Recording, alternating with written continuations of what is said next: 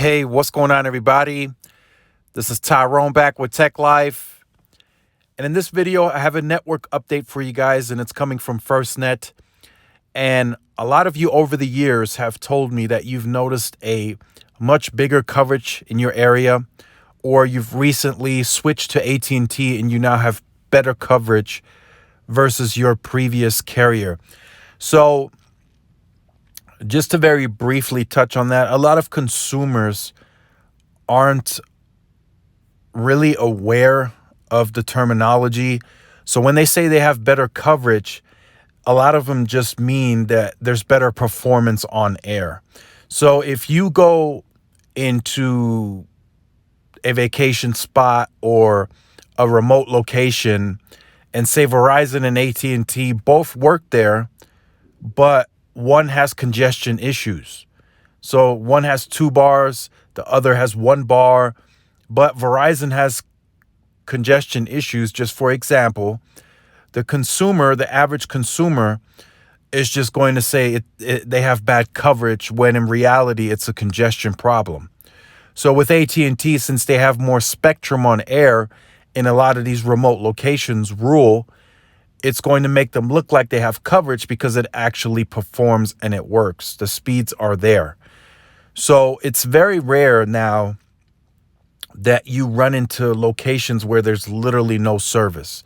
They're there, trust me, it happens. You can have cutouts along the interstate, or there could be a specific spot, an area where you have no service. Trust me, I know it's there.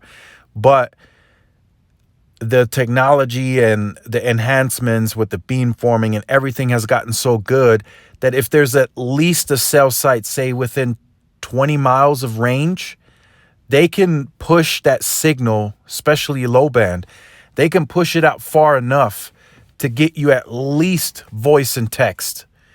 They can push it out that far to get you at least voice and text.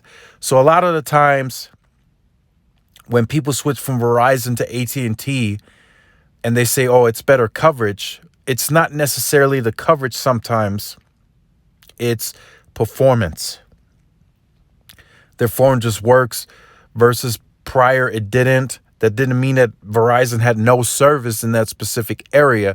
It just meant it struggled because of congestion. That's what I perceive a lot of the consumer is saying when they say there's no coverage. It's very rare now that there's literally areas where you just have no service. That's very, very rare. It happens. Trust me, I know it's there. You've probably are going to comment that you've experienced a no service where your phone just had no service. It's there.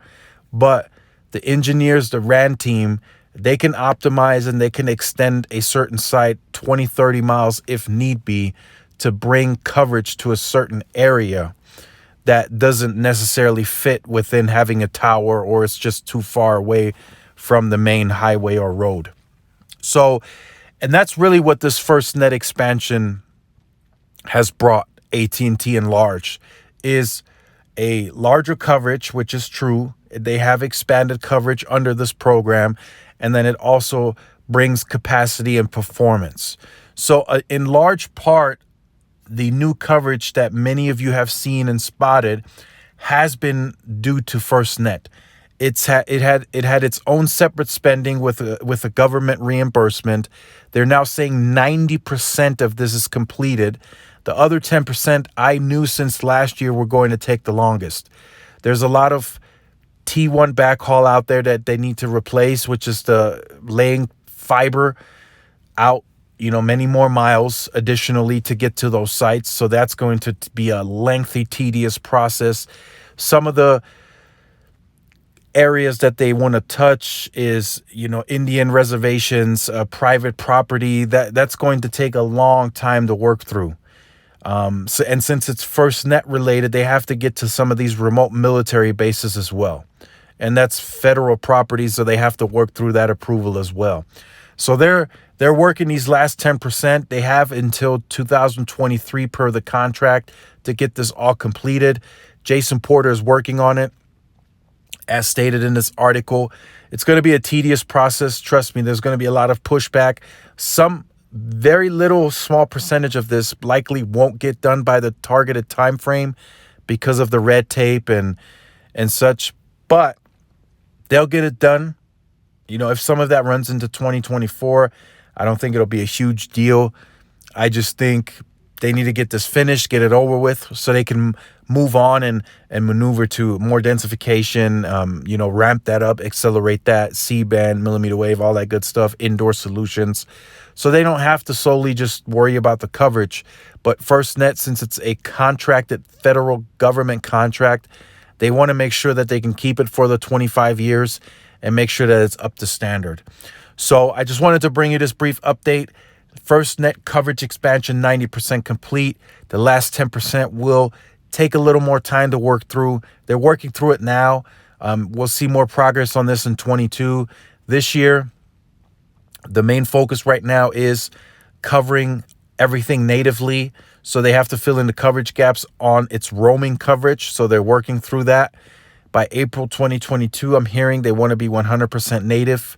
And then from 2022 and beyond, they'll work through really covering the very, I would say, they're very rare instances where they have to go back to a site that has T1 backhaul, likely still HSPA.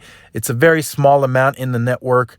I think they're down now to the last 100 or so.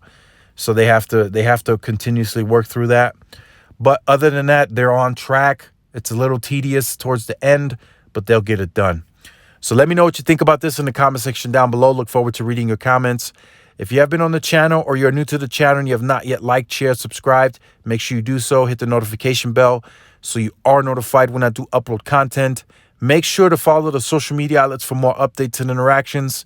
Thanks again for watching. This is Tyrone with Tech Life. I'll see you in the next one. Peace.